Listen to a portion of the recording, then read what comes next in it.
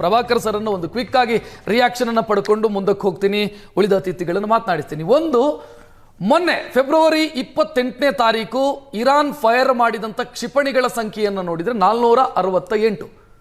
ಅದು ನಿನ್ನೆಗಾಗೋ ಹೊತ್ತಿಗೆ 38ರ ಆಸುಪಾಸಿಗೆ ಬಂದಿದೆ. ಬಟ್ ಇರಾನ್ ಹೇಳ್ತಾ ಇದೆ ನಾವು ಈಗ ಬಳಸ್ತಾ ಇರುವಂಥ ಕ್ಷಿಪಣಿಗಳಲ್ಲಿ ಸ್ಫೋಟಕಗಳ ಪ್ರಮಾಣ ಜಾಸ್ತಿ ಇದೆ ಅಂತ.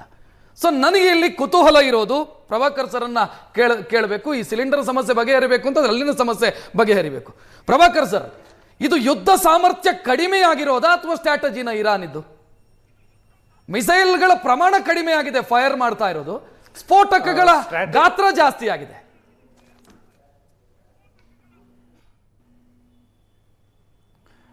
ಇದು ಇರಾನ್ನಿನ ಒಟ್ಟು ಶಕ್ತಿ ಏನಿದೆ, ಏರ್ ಮತ್ತೆ ನೇವಲ್ ಪವರು, ಅದು ಯಾವತ್ತೂ ಕೂಡ ಅಮೆರಿಕ ಪ್ಲಸ್ ಇಸ್ರೇಲಿನ ಶಕ್ತಿಯನ್ನ ಸಮ ಮಾಡೋದಕ್ಕೆ ಅಸಾಧ್ಯ. ಈ ಯುದ್ಧ ಕೇವಲ ವಾಯು ಹಾಗೂ ಜಲನೆಲೆಗೆ ಮಾತ್ರ ಸಂಬಂಧಿಸಿದ್ದು, ಗ್ರೌಂಡ್ ಲೆವೆಲ್ನಲ್ಲಿ ಆಗಿಲ್ಲ ಇನ್ನು ಏನೂ. ಹೌದು, ಅಮೇರಿಕ ಹೇಳ್ತಾ ಇದ್ರು ಮುಂಚೆ 2 ದಿನದ ತನಕ, ಬಹುಶಃ ನಿನ್ನೆ ಬೆಳಗ್ಗೆವರೆಗೂ, ಏನು ಅಂತ ಅಂದರೆ ನಾವು ಅಲ್ಲಿ ನಮ್ಮ ಶಿಪ್ ಏನೇನಿದೆ, ಟ್ಯಾಂಕರ್ಸ್ ಏನೇನಿದೆ, ಇನ್ಶೂರೆನ್ಸ್ ಮಾತ್ರವಲ್ಲದೆ ಅವರಿಗೆ ಎಸ್ಕಾರ್ಟನ್ನು ಕೊಡ್ತೀವಿ ಅಂತ. ಎಸ್ಕಾರ್ಟ್ ಕೊಡ್ಬೇಕಾದ್ರೆ ಯಾರು, ಆಮೇಲೆ ನಮ್ಮ ಗ್ರೌಂಡ್ ಫೋರ್ಸ್ನ ಕಳಿಸ್ತೀವಿ ಅಂದರು. ಅದೆಲ್ಲ ಆಗೋ ವಿಷಯ ಅಲ್ಲ. ಅವ್ರಿಗೆ ಟ್ಯಾಂಕರ್ನ ಹಾಳು ಮಾಡೋದಕ್ಕೆ ಅಥವಾ ಹಾಳಾದ್ರೆ ಅದಕ್ಕೆ ಕೊಡೋ ಇನ್ಶೂರೆನ್ಸಿನ ಹಣ ಇರ್ಬೋದು, ಹಣ ಸಿಕ್ಬೋದು, ಸ್ಟಾಕ್, ಆದ್ರೆ ಸಪ್ಲೈ ಬರೋದಿಲ್ಲ. ಕರೆಕ್ಟ್. ಹಾಗಾಗಿ ಅಮೆರಿಕಾಗೂ ಇಸ್ರೇಲ್ಗೂ ಸಾಕಷ್ಟು ಜ್ಞಾನೋದಯ ಆಗಿದೆ. ಇನ್ನು ಮುಂದೆ ನಾವು ಇದನ್ನ ತಳ್ಕೊಂಡು ಹೋಗೋಕೆ ಆಗೋದಿಲ್ಲ.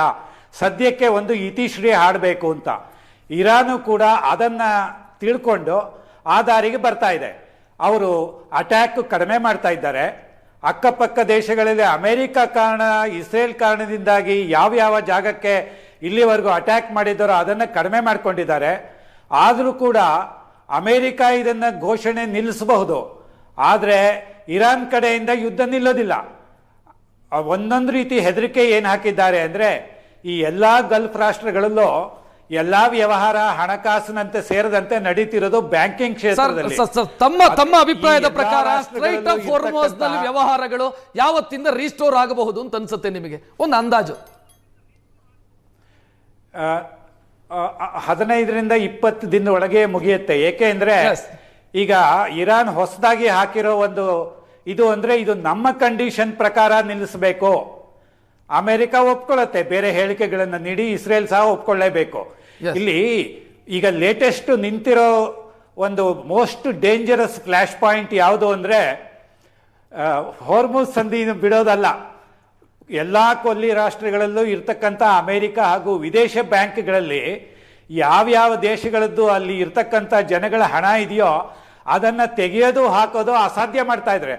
ಅದ್ರ ಬಗ್ಗೆ ಒಂದು ಧಮಕಿ ಕೊಟ್ಟಿದ್ದಾರೆ. ಏಕು ಅಂತ ಅಂದ್ರೆ, ಬ್ಯಾಂಕ್ಗಳ 100 ಮೀಟರ್ ಸುತ್ತಮುತ್ತಲೂ ಯಾರೂ ಕೂಡ ಸುಳಿಬೇಡಿ. ಇದು ಈಗ ಅಮೆರಿಕಾಗೆ ಮತ್ತು ಎಲ್ಲರಿಗೂ ಕೂಡ ಏನು ಹೆದರಿಕೆ ಅಂದ್ರೆ, ಈಗ ಹಾರ್ಮುಜ್ ಸಂಧಿ ಆಗ್ಬೋದು, ಇದು ಆಗಬಾರದು. ಹಾಗಾಗಿ ಬ್ಯಾಂಕ್ಗಳ ಮೇಲೆ ಆಗೋ ಅಟ್ಯಾಕ್ ನಿಲ್ಲಿಸಬೇಕು. ಇದು ಯೋಚನೆ ಬೇಡ. ಒಂದು 15-20, ಹೆಚ್ಚಂದ್ರೆ 25, ಒಂದು ತಿಂಗಳು 15ರಿಂದ 20 ದಿನ ಅನ್ನುವಂತ ಒಂದು ಅಂದಾಜು ಅಂತ ಅನ್ಕೊಳ್ಳೋಣ.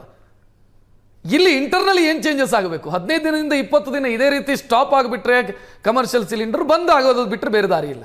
ಸೊ ಇಂಟರ್ನಲ್ಲಿ ಏನು ಬದಲಾವಣೆ ಆಗಬೇಕು ಅಂತಂದರೆ, ಈಗ ಸರ್ಕಾರ ಹೆಂಗೆ ನೆಸೆಸಿಟಿನಲ್ಲಿ ಮನೆಗಳಿಗೆ ನೆಸೆಸಿಟಿಯಾಗಿ ಗ್ಯಾಸ್ ಸಿಲಿಂಡರ್ನ ಕೊಡ್ತಾ ಇದೆ, ಅದನ್ನೇ ನಾವು ಹೇಳ್ತಾ ಇರೋದೇನೆಂದರೆ, ಈ ಒಂದು ಉದ್ಯಮಕ್ಕೆ, ಹೋಟೆಲ್ ಉದ್ಯಮಕ್ಕೆ, ಯಾಕಂದರೆ ಅದು ರೈತರಿಗೆ ಇಂಪ್ಯಾಕ್ಟ್ ಆಗೋದ್ರಿಂದ ಸಪ್ಲೈ ಚೈನಲ್ಲಿ, ಅದಕ್ಕೂ ಸಹ ಒಂದು ನೆಸೆಸಿಟಿನಲ್ಲಿ ಒಂದು ಅಕಾಮಿಡೇಷನ್ ಮಾಡಿ, ರೇಷನ್ ಮಾಡಿ ಅಂತ ರಿಕ್ವೆಸ್ಟ್ ಮಾಡ್ತಿದ್ದೀವಿ ವಿನಃ ನಾವು ಬೇರೆ ಸ್ಟಾಪ್ ಮಾಡಬೇಡಿ ಅಂತ ಹೇಳಿ ಏಕ್ದಮ್ ಸ್ಟಾಪ್ ಮಾಡಿ. ನಾನು ಆಲ್ಟರ್ನೇಟಿವ್ ಮಾಡಲಿಕ್ಕೆ ನಾನು ತಯಾರಿದ್ದೀನಿ. ನಾನು ಹೋಟೆಲ್ ಉದ್ಯಮ ಮೆಚೂರ್ಡ್ ಆಗಿದೆ, ಹೋಟೆಲ್ ಉದ್ಯಮಿಗಳು ಸಹ ಮೆಚೂರ್ಡ್ ಆಗಿದ್ದಾರೆ. ಇಲ್ಲಿ ಹೊಸ ಟೆಕ್ನಾಲಜಿಯನ್ನು ಅಡಾಪ್ಟ್ ಮಾಡುವಂತಹ ಉದ್ಯಮಿಗಳಿದ್ದಾರೆ. ನಮ್ಮ ಬೆಂಗಳೂರಲ್ಲೇ ನಿಮಗೆ ನಿದರ್ಶನ ಕೊಡಬೇಕು ಅಂದರೆ, ಕೆಲವು ಹೋಟೆಲ್ಗಳು ಬರೀ ಇಂಡಕ್ಷನಲ್ಲೇ ನಡೀತಾ ಇವೆ, ಕೆಲವು ಕಾಂಬಿ ಓವನ್ಗಳಲ್ಲಿ ಇಡ್ಲಿಗಳನ್ನು ಮಾಡ್ತಾ ಇದ್ದಾರೆ, ಅಕ್ಕಿಗಳನ್ನು ಮಾಡ್ತಾ ಇದ್ದಾರೆ. ಇದು ಏನಾಗುತ್ತೆ ಅಂದರೆ, ಈ ಹೈಯರ್ ಎಂಡ್ ಎಕ್ವಿಪ್ಮೆಂಟ್ಸ್ನ ಸಣ್ಣ ಹೋಟೆಲ್ದಾರರು ಅಳವಡಿಸ್ಕೊಳ್ಳೋಕ್ಕಾಗೋದಿಲ್ಲ. ಈಗ ಏನಂದರೆ, ಈಗ ಸರ್ ಹೇಳಿದರು ನಮಗೆ ಕಿಚನ್ನು 250 ಸ್ಕ್ವೇರ್ ಫೀಟು 100 ಸ್ಕ್ವೇರ್ ಫೀಟಲ್ಲಿ ಮುರಳೀಧರ್ ಸರ್ ಹೇಳ್ದಂಗೆ ಮಾಡಿಕೊಂಡು ಜೀವನ ಮಾಡ್ತಾ ಅಂತ ಅವ್ರು ಇರಬೇಕಾದ್ರೆ ಅವರಿಗೆ ಒಂದು ಸಿಲಿಂಡರ್ ಇಟ್ಕೊಂಡು ತಳಗಡೆ ಇಟ್ಕೊಂಡು ಕೆಲಸ ಮಾಡ್ತಿರ್ಬೇಕಾದ್ರೆ ಅದ್ರ ನೆಕ್ಸ್ಟ್ ಬಂದು ನೀವು ಸ್ಟ್ರೀಟ್ ವೆಂಡರ್ಸ್ ತಗೊಳ್ಳಿ, ರಸ್ತೆ ಬದಿ ವ್ಯಾಪಾರಗಳು ತಗೊಳ್ಳಿ. ಎಷ್ಟು ಜನ ದಿನಕ್ಕೆ ಅದನ್ನು ವ್ಯಾಪಾರ ಮಾಡಿ, ಬೆಳಿಗ್ಗೆ ವ್ಯಾಪಾರ ಮಾಡಿ, ಸಂಜೆ ತಗೊಂಡು ದಿನನಿತ್ಯದ ಜೀವನಗಳನ್ನು ಮಾಡ್ತಾ ಇದ್ದಾರೆ. ಇವರು ಜೀವನ ಹರಸಾಹಸ ಆಗುತ್ತೆ. ಸಪ್ಲೈ ಚೈನು ನಮ್ಮ ಮಿಲ್ಕಿಂದ ಹಿಡಿದು ಗೋಬಿ ಸಹಕರಿಸೋದಕ್ಕೆ ರೆಡಿ ಇದೀವಿ, ನಮಗೂ ಸ್ವಲ್ಪ ಸಹಕರಿಸಿ ಅಂತ ಹೇಳಿ 100%. ನಾವೇನಂದ್ರೆ ಇದರಲ್ಲಿ ನಾನು ಸರ್ಕಾರದ ಮೇಲೆ ಒಬ್ಬರ ಮೇಲೆ ನಾನು ಗೂಬೆ ಕೂರಿಸ್ತಾ ಇಲ್ಲ. ಇವಾಗ ಸರ್ರು ಚೆನ್ನಾಗಿ ಅನಲೈಸ್ ಮಾಡಿದರು, ನಾವು ಯುದ್ಧ ಪ್ರಿಪೇರ್ ಆಗಿದ್ದೀವಿ, ದೇಶ ಬಲಿಷ್ಠವಾಗಿದೆ, ಅವರು ಸಹ ನಿಲ್ಲಿಸಬೇಕು, ಭಾರತದ ಮಾತನ್ನು ಇವತ್ತು ಕೇಳಲೇಬೇಕು. ಭಾರತದ ಮಾತು ಒಂದು GDP ಆಗಲಿ, ಒಂದು ಮಾರುಕಟ್ಟೆ ಆಗಲಿ, ಯಾರೂ ಸಹ ನಮ್ಮನ್ನು ಇಗ್ನೋರ್ ಮಾಡ್ಲಿಕ್ಕೆ ಆಗೋದಿಲ್ಲ. ಆದರೆ ಏನಾಗಿದೆ, ಇನ್ನೊಂದು ನಾನು ಲೈಟರ್ ಆಗಿ ಹೇಳ್ತೀನಿ, ಒಂದು ಜೋಕ್ ಆಗಿ ಹೇಳ್ತೀನಿ. ದಿನನಿತ್ಯ ಬಳಕೆ ಮಾಡುವ ಮನೆ ಹೆಂಗಸರಿಗೆ ಒಂದು ರಿಕ್ವೆಸ್ಟ್ ಮಾಡ್ಕೋತೀನಿ, ಸ್ವಲ್ಪ ನೀವುಗಳು ಗ್ಯಾಸ್ ಕಡಿಮೆ ಯೂಸ್ ಮಾಡಿ, ಅಡಿಗೆನ ಒಂದತ್ತು ಕಡಿಮೆ ಮಾಡಿದ್ರೆ ಅಟ್ಲೀಸ್ಟ್ ಹೋಟೆಲ್ಗೆ ಸಪ್ಲೈ ಬರ್ತದೆ. ಕ್ವಿಕ್ ಆಗಿ ಕೊನೆಯದಾಗಿ ಏನ್ ಹೇಳ್ತೀರಿ ಸರ್, ಸರ್ಕಾರ ಮತ್ತು ನಮಗಿರೋ ಜವಾಬ್ದಾರಿ ಏನು ಅಂತ? ಅಲ್ಲ, ಪ್ರಿಪೇರ್ಡ್ನೆಸ್ ಇಲ್ಲಿ ನಾವು ಮೊದಲು ಫ್ಯೂಯಲ್ ಪೆಲೆಟ್ಸ್ ಅಂತ ಬರುತ್ತೆ ಅಗ್ರಿಕಲ್ಚರ್ ವೇಸ್ಟಿಂದ, ಅದೊಂದು ಆಲ್ಟರ್ನೇಟಿವ್ ಸಿಸ್ಟಮ್ ಇದೆ. ಅಗ್ರಿಕಲ್ಚರ್ ವೇಸ್ಟಿಂದ ಗ್ಯಾಸು ಮಾಡ್ತಾ ಇದ್ದಾರೆ. 5 ಅಡಿ 6 ಅಡಿ ಸಿಲಿಂಡರ್ಗಳು ವೆಹಿಕಲ್ಸ್ಗೂ ಹೋಗ್ತಾ ಇದೆ.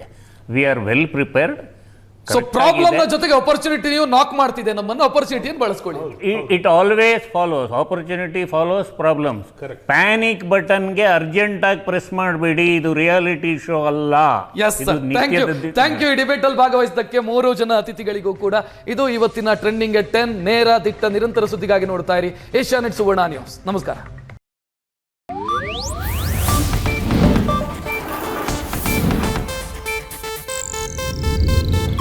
ಇದು ಏಷ್ಯಾನೆಟ್ ನ್ಯೂಸ್ ನೆಟ್ವರ್ಕ್ ಪ್ರಸ್ತುತಿ.